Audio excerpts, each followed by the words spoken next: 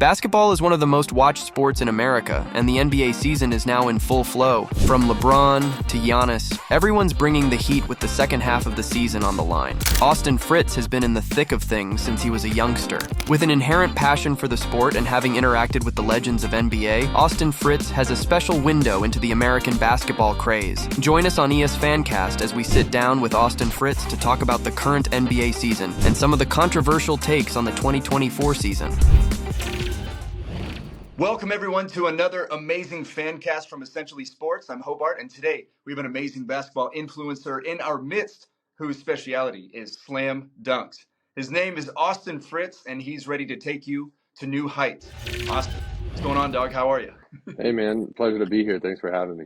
Very good. So you said you're over in Colorado right now. What city are you in? Denver? Yeah, in Denver.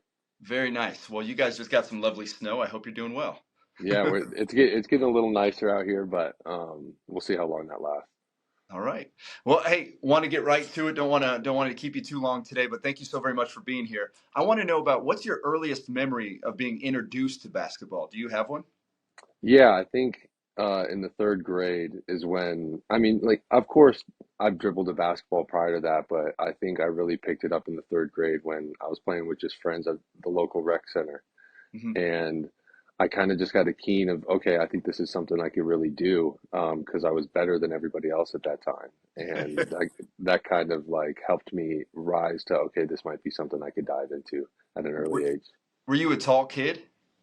I mean, not really. I think that especially as a freshman in high school, when I got to my freshman year, I was like 5'9".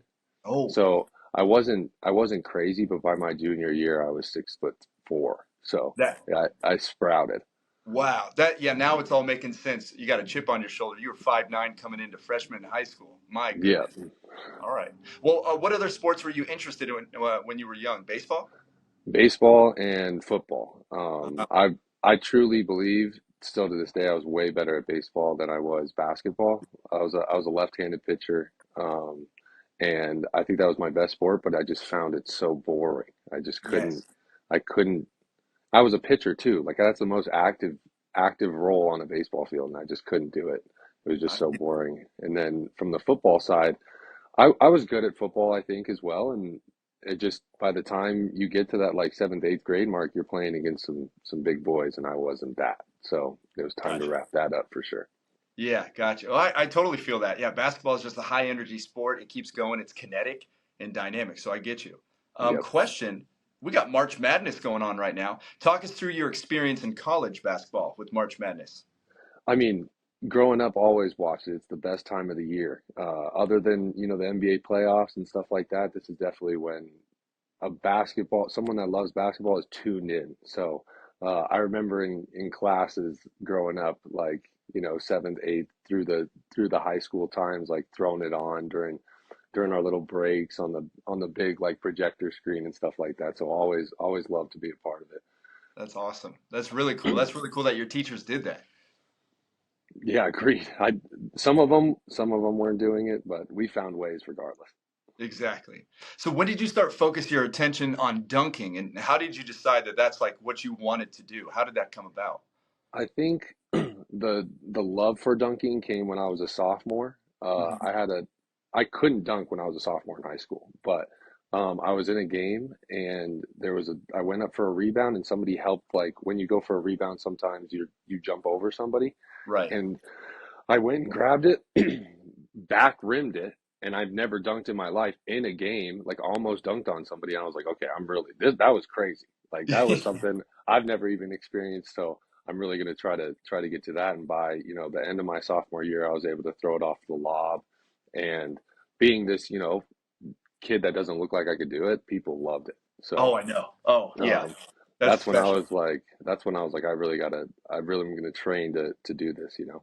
And it's crazy nowadays. Kids are dunking, seventh, eighth grade. It's Oh yeah. expected for you to be dunking in like ninth, 10th grade. So, yeah, Yeah. it's It's a crazy. different age. They've narrowed down that science. That's what they did. Yep, Well, for sure. that's perfect. Let's talk about that All-Star game experience. Holy crap, man, that was cool. Wow. How was your All-Star experience, and how did you get your invite? Talk us through the storyline. So with All-Star Weekend, stuff like that, being an influencer, there's a ton of stuff like going on. There's a bunch of activations and stuff like that. So I had invites from different companies to come out and, spend some time. And one of my connects, as I've done a ton of stuff in the NBA, one of my connects, named Scott, he was able to hook me up with the rehearsals for the dunk contest, the 3-point contest, and the skills comp on the new floor in a 75,000. It was a football stadium that they did the dunk contest in. So I've done stuff in an NBA arena, but when you get into a football stadium with a basketball court, it's not even the same. It's way bigger. And so, yeah, I was able to be a part of doing that, and it's something you dream about. Like growing up, wanting to always play in the NBA. Now I get to do this, 3-point contest live with TNT and be able to dunk with this floor it just explodes. Like it's not something that they've ever done before, so it's super cool to be a part of. I mean, I remember playing in bigger places, and all of a sudden it's not your gym anymore. Trying to shoot the ball in an arena like that is impossible. You're like, how do Oh you yeah. adjust? Oh yeah, and then we went straight into the rehearsals with no warm-ups. So no Oh, shooting, no dunking, just straight. typical basketball. Yep, Yeah, yep, just just chill out. right into it. Yeah, but if you're a pro, you should be able to make it anyway. So Were you, did you feel nervous before you stepped in?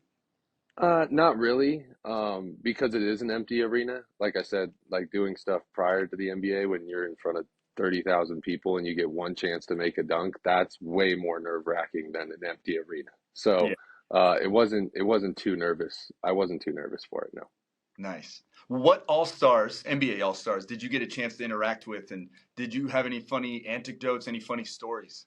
I'll actually tell you one of the stories. It's not with an NBA player, but I was at this event and um, growing up playing baseball, Dexter Fowler played for the Rockies, and I'm from Yep, Colorado.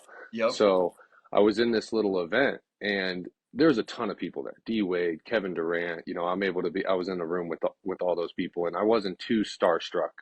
It was cool to be around them and say what's up to them, but I wasn't too starstruck from it. And Dexter Fowler walks by, and I have a picture in my phone that he came to a baseball game when I was 9, and and we shook hands. Like I met him, we have a picture of it, and I was like, okay, out of everybody here, I have to go up and show Dexter Fowler this photo. And so I went up and I was like, look how crazy this is. And he was like, dude, that's insane that you're here. He was like, you making me feel real old right now. But because I was, a small little kid then, and now I'm as tall as him. Um, but that was definitely one of those like full circle moments that I was like, I can't believe that I'm here and experiencing this with somebody that used to watch me, and I used to spend so much time watching as well. Right. That's wild. 360 right there. That For just makes you sure. think everything's planned out. It's wild. Yeah, Now, agreed. coming back home after the NBA All-Star break there, what was the attention like at home, like with your old friends and family stuff? What did they think? They thought it was crazy to be a part of. They were obviously super proud of me, but always doing something big like that within the NBA, it's always a fun time to come back home and see what everybody's thinking and how they feel about it. So it was a great experience for them to watch and be a part of, but also for me to come home and see for sure. Did you go straight to biker gyms and get some hot dogs downtown by Ryan? Had to, had to. Dude, I love biker gyms. I had to shout them out real quick. Yeah. Um, so do you think, in all seriousness though, do you think the All-Star experience has become more boring over the years? What kind of changes do you think they can implement? Has it lost like the competitive edge, especially in the game? Yeah, I think if we're going to bring the best players in the world all together, let's make it more of a competitive scene. And if it's not an all-star game, then maybe we do like King of the Hill 1v1. Like everybody would want to see that. That would be, players really getting into their bag and showing off that. People would love to see that, and Oh, especially wow. like, Yeah. yeah, like I That, would love for that to be the case or something to that extent to bring that competitive edge. But if we're bringing all the best players in the world together, that's what I would want to see for sure. you got 11 months on TikTok and Instagram to get that done, Austin. You got Yeah, I'll 11 try. months to get me that 1v1. I want to see it. I want to see who would be good. Who'd be good one-on-one against each other that were all-stars this last year? Who's your favorite player from Denver? I already know, but Jokic is definitely my favorite player to watch Yeah. from Denver. Antetokounmpo and Jokic, That would be crazy. nuts. That would, yeah, I think Joel Embiid was hurt, but if I could see like a LeBron Joel Embiid 1v1, that would be pretty crazy. That'd be Yeah. amazing. That'd be Yeah. amazing. All right, well, let's get out of the all-star stuff. Let's get into dunking and social media. So, hmm how do you prepare mentally and physically for a dunk contest or a game when you know you have an opportunity to showcase your dunking abilities? How do you get I ready think for that? I think it's always being ready, always being in shape for something like that. But when those big events come, there's meditation that's involved. There's a lot of sitting with myself. I I've been in a gym my entire life. So having that like isolation is something that I'm very used to, but that's when you're connected with yourself and that's how you process being in front of a ton of people and handling something like that. So definitely sitting with myself, easing my mind before going out and doing something like that for sure. That's amazing. I was not expecting the meditation. I knew that, physical prep. I was a college athlete, and it was one of those things where, like, you had to weightlift on certain days and things like that to get ready for the actual explosive event. But I never thought about that, where you just got to sit there and be with yourself and know that your body's going to respond to that. That's really cool.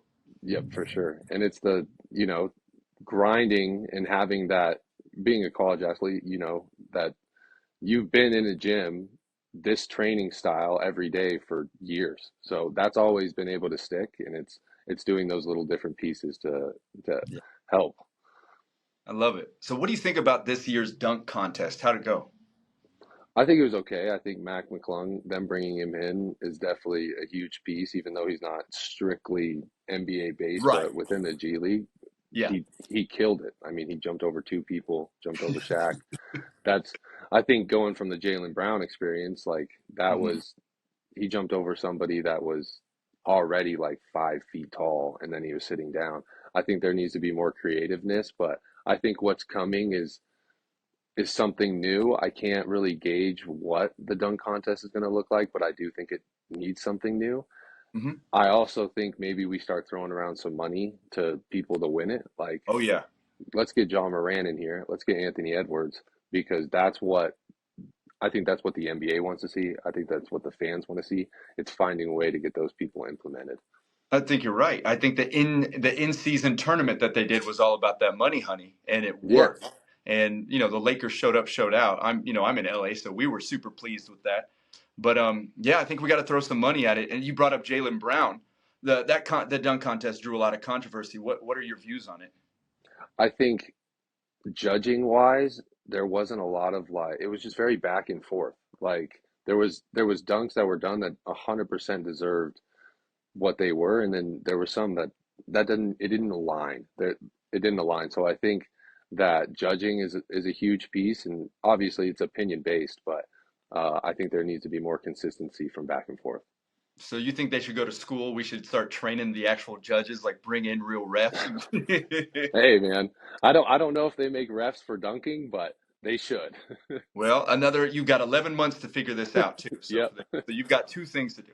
All Yeah. right. So who's the best dunker in the league right now, the NBA, and which dunkers over time have personally influenced you? I think that the best dunker right now, aside from the fact that John Morant is injured, because I think he is the best dunker. Anthony Edwards, I mean, the dunk that he had the other night was remarkable. One of the best dunks I've ever seen. Like I lost my mind. I thought about it before I went to bed. I woke up thinking about it. It was a crazy dunk. And then to go on, who's influenced me, Derrick Rose. He was a 6'2", 6'3" guard. Back in high school, I was 6'3", 6'4". So that is point guard height, especially when you get to the higher levels. And he kind of influenced that point guard having a ton of bounce. So Derrick Rose for sure. Good call. Yeah, I was not expecting you. I figured you'd be like Clyde, Yep, Vince yep. Carter. No, you went hmm straight to Derrick Rose. That's amazing. Good Yep. call. So how important is dunking in the NBA, and has it evolved over the years? Yeah, I don't think it's the number one thing, right? I think especially with the new time of Stephen Curry coming in and the three-pointer being so important, I think that's first, but I don't think that there's anybody in the NBA that can't dunk. I think every single player, like we would struggle to find somebody that can't, even the smaller guys. They Yeah. still can dunk or have dunked in their lifetime. So Right.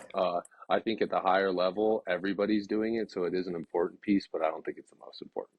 You know what people don't ever talk about is how painful it is to dunk, especially when you first start. I got my first slam dunk when I was a junior in high school, right? And the pain I felt in my hands, I was like, Yeah. no, this is terrible. Yeah. Do you get used to that?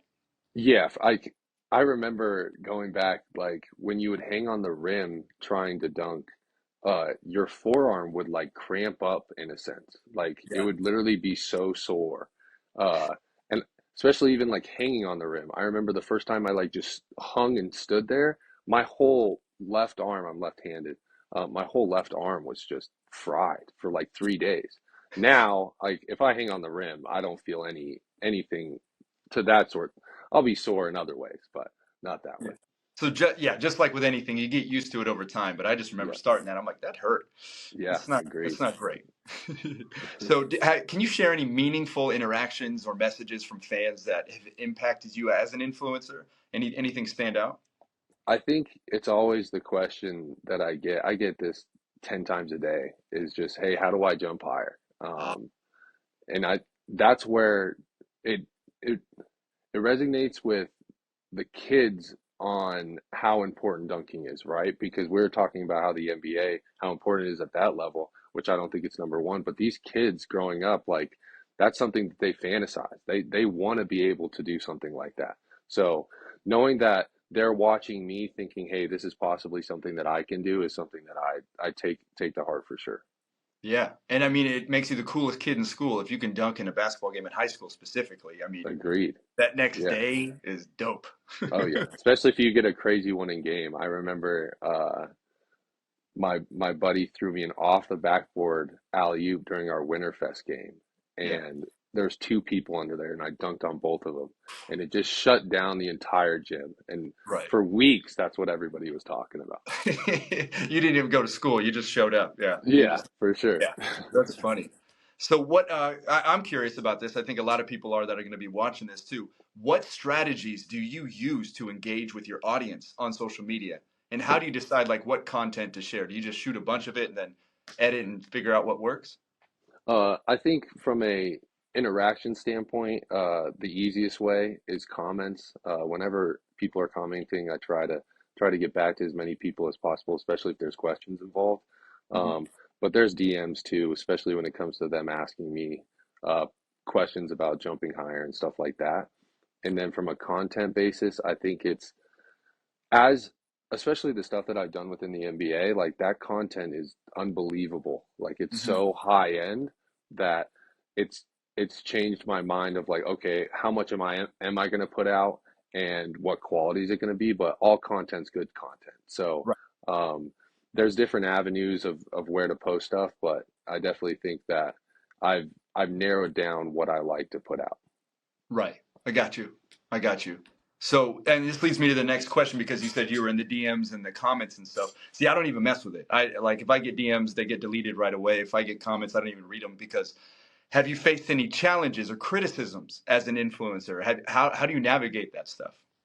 I think growing up, there's always that, especially when you have a limelight, you get hate and love. So Right. I think growing up, especially throughout high school, playing against other teams and being the, number one player on the court, it comes with a lot of hate from the other teams Right. and and other fans. So with that, I've kind of gotten used to the I don't really pay attention to it. Like it's not Good. something that really affects me. It's always like I see them, but it's kind of like all content's good content. Like if they're saying some stuff in there, they're saying some stuff. It doesn't really affect me. And they're spending their time on you. I guess that's a good way to look at it. That 100%. they're spending time on you when they could be, eating chili dogs or something. So Yeah, that's 100%. cool. So who's going to be the MVP this year back in the NBA? I Jokic is still doing some crazy things. No Hmm. way that they're gonna give him another one. Like that's what I want, but it just Yeah. same with LeBron growing up. Like that guy could have gotten five in a row. Um, I hope it's Jokic just because I am a Denver guy. But maybe Jason Tatum. Jason Tatum's playing at a high Oh, level, yeah. so And Boston's on a run as well. So Right. it's kind of up in the air, but I'm hoping Jokic. Doubt they're good in it though. I understand. I understand. Do you think the Lakers and the Warriors can make the playoffs this year? If they get their heads on straight, they just Yeah, the have to Lakers. start. Yeah, they just have to get to it. Like they've been in on both on up and downs. Mhm. They just have to lock in. Those two teams, I don't ever doubt. I'll Right. never. They always find their way. Especially like LeBron. Like I will never in my life. If somebody says LeBron's not going to do something, I'm like he probably is. Like it's just Yep. what he does. So Yep. I got to play against LeBron in high school, and the man already had his own shoes. That yeah, was that was crazy. I was yeah, like, "Who is this guy?" And they're like, "Oh, he's the best player in the country." I was like, "Oh, okay." And then yeah, yeah, he was. He destroyed yeah, everybody. for sure. So do you think the NBA's program, like the attention to the players' health and mental wellness and stuff, do you think they're doing enough for that nowadays? I know in the last 5, 10 years they've stepped it up, but do you think they could do better with the player health and the player mental health? I think that all these teams have a bunch of resources, and I think they're doing their part. Sometimes it's on the players to find ways to speak about things that are on their mind and stuff like that. But they've definitely upped it, and I think that's really good for all the players and the organizations. Nice, I got you. So, what do you think about Caitlin Clark? The Caitlin Clark effect? What do you think about that? I mean, it's good for basketball. It's great for women's basketball. Hmm. She has me tuned in. I mean, if she's playing, I'm locked.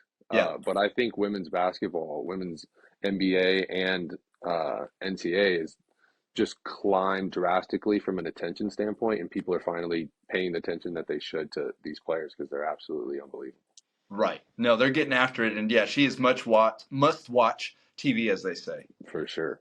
So with March Madness going on right now, have you filled out a bracket? I have, yeah, it's gone, it's done. It's Did you have Kentucky? What happened? Yeah, I definitely had Kentucky winning. Yeah, I Kentucky's had a bad run the last few years, so I didn't expect them to go too far, but I didn't expect that. So, yeah. Well, could be who do you have winning? Arizona. Arizona. Okay, okay. Yeah, You want to hear my crazy one? yeah. Let's hear it. Crazy. So my final four: Baylor, Mm. Auburn, Marquette, and Purdue. Oh wow. Okay. Yeah, it's gonna be No nasty. Houston. No No Houston. Houston. We'll see. Houston's nice. Yep. Well, that's the fun thing about this year. There's so many people who could win. Yeah. There's a couple UConn, of course. You're like, okay, NC, cool. But there are some people who could sneak up. Yep. Agreed. All right. Well, here's a tough one for you, and you knew this question was coming.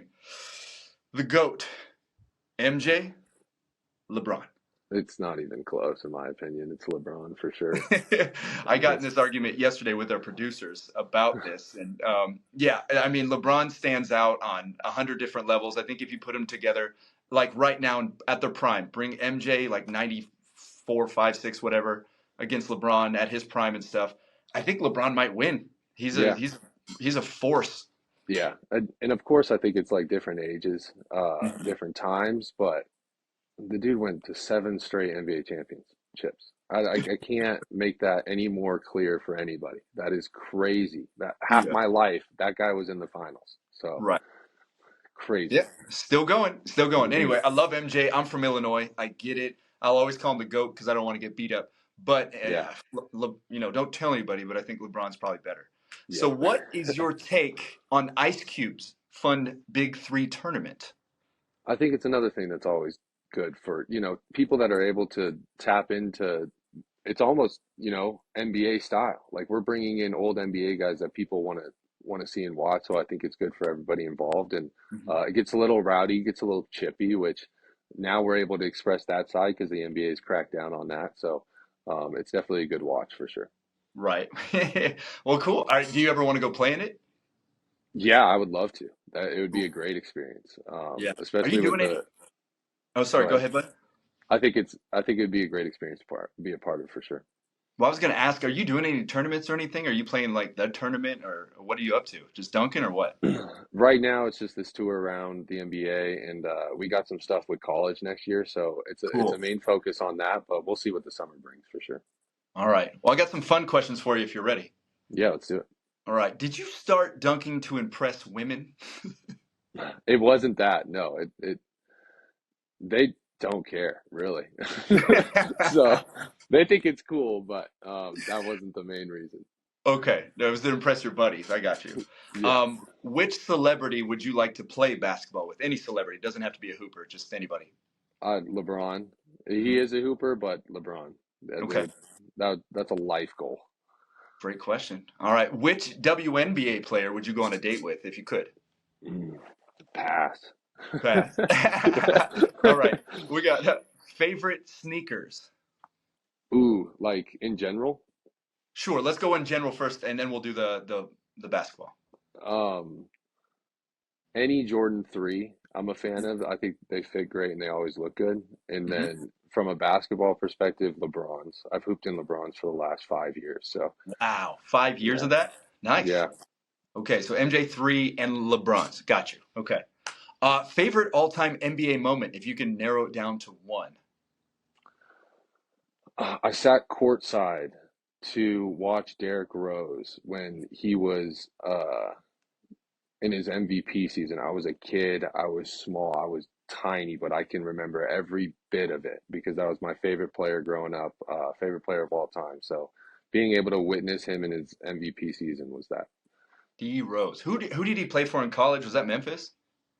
Yeah, Yeah, I Memphis. think he did. Yeah, yeah, I think I saw him play in college against the Illini. I went to University of Illinois, so I think I saw him play. Oh, That was okay. pretty cool. Yeah, they were booing him very hard. Uh, Yeah. so, dream car. If you could buy any car in the world, what would you get? C63 AMG Mercedes. You were ready with that. You've got that in the back pocket. You're ready to get Ben, that car. yeah, Ben had that since I was little. That's great. You got the phone number to the dude in Denver right now. You're like, I need this car in a Yes, second. for sure. Yep. Okay. So this is a controversial one. You do not have to answer this one. We'll edit it out. But they want me to ask, who do you think could be a better dunker, Trump or Biden? I'll pass. It's not necessary. Smart.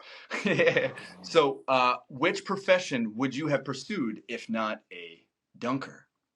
I think it would be in basketball somewhere, whether that's coaching. I did before I kind of blew up, I did a lot of training with kids and teaching them the ropes. So Mhm. uh, something in coaching for sure. Cool. I like that. Taylor Swift or Beyonce? Mm. Beyonce. There you go. She had a great tour too. People forget that. That was good. Yep. Best hairstyle in the NBA. We'll start with the best. Can you think of anybody who's got super cool hair in the NBA? Ja. Yeah, Shaw's always got cool. He always switches it up too, which I like. Yeah. And then we've got the worst hairstyle in the NBA. Mm. I couldn't think of anybody on the top of my head. Yeah. What Nobody's rocking a people? horseshoe. I, not that I know of. Yeah. Jimmy Butler always has fun emo haircuts and stuff when he Oh goes in yeah, season. That I mean, but yeah, I don't mind. I'm in rock and roll. You can see that, so that's good for for me. sure. What do we got? Best fashion sense in the NBA. Shay. Yeah. Yep. Worst fashion sense in the NBA, and Tim Duncan doesn't count. I think Victor Wembanyama has a. He's just so big. I don't think he Yeah. doesn't have good style. I just think it's hard to throw some clothes on that guy. Right, right. I understand. And so, if you could have a superhero skill to add to your dunk, which skill would you want? Probably flying. Oh, If I could just not flying to like, if it's revolved around dunking, probably not flying to like go full court, but I'll have an extra hang time for sure. I oh can get up yeah, a little higher. that'd be all right. You can sit on the rim there. That'd be all right. Yeah. Be good. What was the last question I had for you? Those are all the scripted questions for you, buddy. So let me ask you this. Is there anything you want the world, essentially sports, to hear from you right now? Anything fun coming up? Anything you want to tell anybody? I think from a motivational standpoint, I'm not somebody that came up in this crazy fashion and got into this space, especially within the NBA type experiences. I think that's very different. And I think that, just keep pushing. Everybody involved, just keep pushing. There's a dream that you have, keep, keep following it because eventually if you work hard enough and you put your head down, it's going to come. Keep grinding, hungry and humble. Yep, 100%. Well, I want to thank personally Mr. Austin Fritts, slam dunker extraordinaire, for joining us here at Essentially Sports. Austin, Do you want to say goodbye to everybody or blow kisses, or what do you do? Hey man, just thanks for having me. It was great to be a part of it, and hopefully we get to spend some time together in LA. Excellent. And where do people follow you right now? On Instagram at Austin Fritts one. Okay. And when you come to Los Angeles, I'm going to take you to the best Mexican restaurant ever. Okay, excited for Not Casa Bonita. I'll see you later, buddy. it. See ya.